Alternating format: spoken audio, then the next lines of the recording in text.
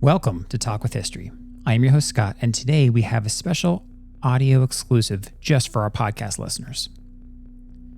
In keeping with our look back at 50 years of Jaws and the impact that movie had on American culture and movie history, we have an audio exclusive for you this week. This past summer, Jenn was hired to be a historian for American Cruise Lines. This has opened up travel opportunities for her, and back in July, she filmed a video from Martha's Vineyard, all about the original filming locations of Jaws. She even met a local who was in the movie, Mr. Todd Rebello. Todd played one of the kids on the beach when Sheriff Brody's son was almost attacked by Jaws near the bridge and who went into shock as he was pulled out of the water. You may remember that scene. Well, the young boy that played Sheriff Brody's oldest son, the boy that was pulled out of the water, was also Todd Rebello's brother in real life. Jenn happened to run into Todd while she was filming and had a short interview with him as he recounted his experience filming the movie, what it was like in the town as a local in 1975, some of the things his brothers said, and the lasting impact Jaws has had. Unfortunately, we had a technical glitch and we lost almost all the footage from that July trip. Jenn and I were quite devastated. But I was able to save the audio from Jenn's conversation with Todd, so we thought we would share that with you today.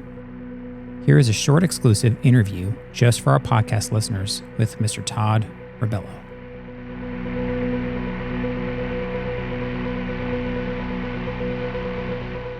Here I am. Can tell me who you are and where we're at and your connection to the movie Jaws. Oh, we're at South Beach Apparel in Oak Bluffs, Mass, on Martha's Vineyard / Amity Island.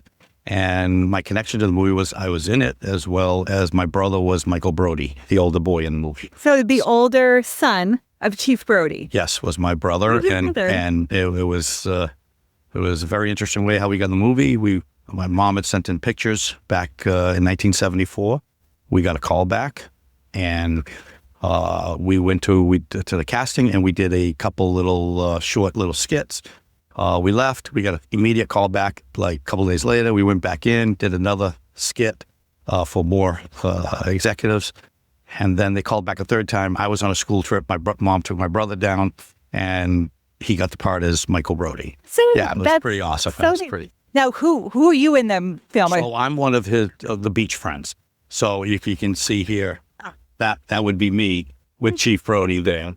And more importantly, there's my brother who played Michael Brody, and he passed away 25 years ago. Oh, so I'm sorry. It's been nice to honor him. Yes. Through the documentary, the Jaws at 50, the definitive inside story. So, which was fabulous. I watch it. Of course, I'm biased, but I watch it and learn so much that I didn't know. Through the movie. So. And how old were you at this time? So I was 13. My brother was only 12. Oh, wow. So we were 17 months apart. Yeah. So my brother and I are 18 months apart. I get that. Yeah, we're very. You feel like twins. Yes, exactly. Okay, so what was the town like during the filming? So there were things are always on a slow pace here. So we absorbed it slowly.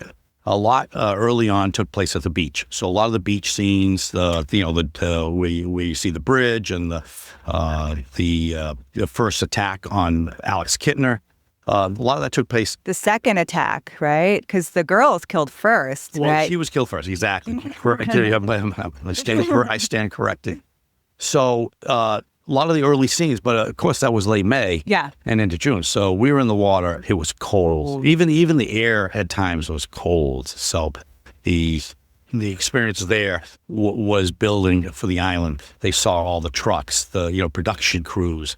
So you see like, oh my God, this is real. They're filming a movie here on the island. So your brother, is he the one who's in the water then? So he was the one who walked up and said, I got bit by a vampire. He's the older boy of the chief of police in the movie. Yes. He's the one that went to the hospital. They dragged him up on the beach. Yes. He has like the shock.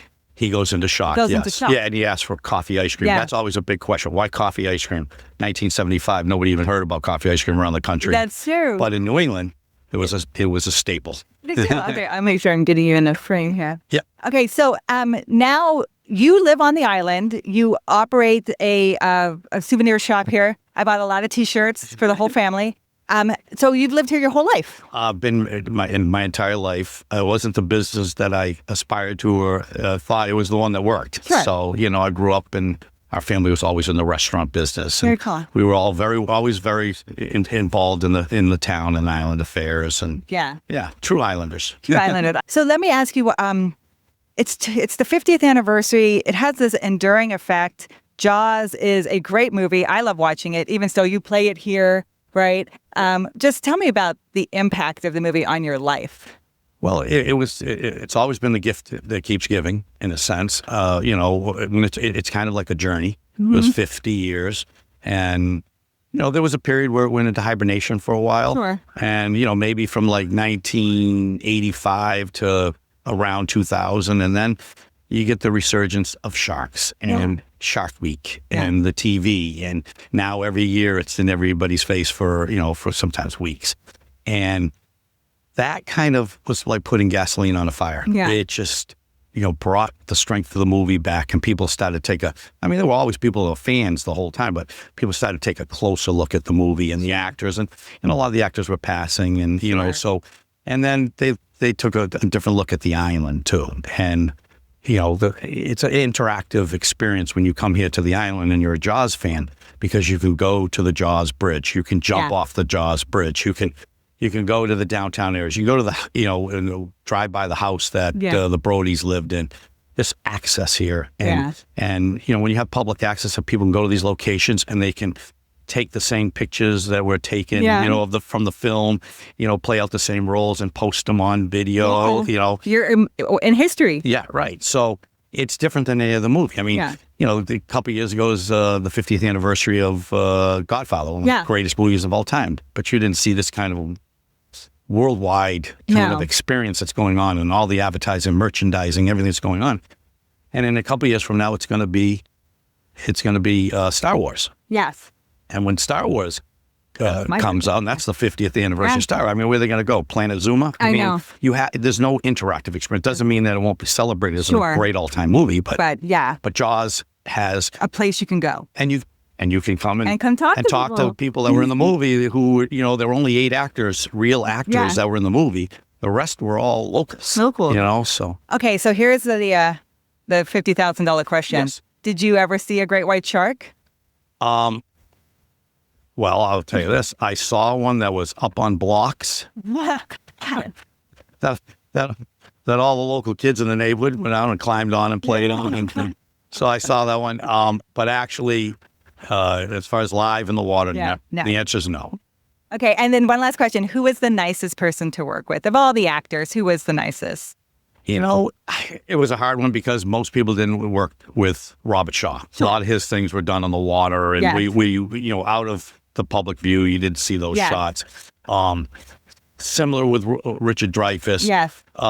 Roy Scheider would probably be the guy. He was more with the people. He's the police chief. Yes. And he's the dad of your brother. Yeah, and he was. I have a few videos where you'd be down in the little mess area where they had a trailer with food and all that, and he, it wasn't like he grabbed his food and ran off. He would come in and sit. Okay. And so he wasn't standoffish. Yeah. Actually, the nicest one wasn't even the actor. Yeah. This Spielberg? This Spielberg. Yeah. He was very, he would communicate very well with the kids as well as the adults. He was, maybe it's just his age, Yeah, he was young. He was still trying to make his name for himself. Exactly. Too. First movie, right? Yeah, and he would throw the ball around, even with my brother a few times, they would throw the ball around in the morning. Yeah. So it's, very, very cool. Thank you. Thank you for this interview. And one last time, your name and your location. Todd Rebello here in Oak Bluffs. And I have retail stores, but the main one that has been kind of exposed this year in a good way is South Beach Apparel. Okay, great. Yeah, and great. Thank you for your time. Thank you. It was very nice to meet you. Thank you. I hope you enjoyed that short interview with someone connected to a historic movie. You can also see Todd in the Jaws 50-year documentary that is available to viewers now. This has been a Walk with History production. Talk with History is created and hosted by me, Scott Benny. Episode researched by Jennifer Benny. Check out the show notes for links and references mentioned in this episode. Talk with History is supported by our fans at thehistoryroadtrip.com. Our eternal thanks go out to those providing funding to help keep us going. Thank you to Doug McLiverty, Larry Myers, Patrick Benny, Gail Cooper, Christy Coates, and Calvin Gifford. Make sure you hit that follow button in that podcast player, and we'll talk to you next time.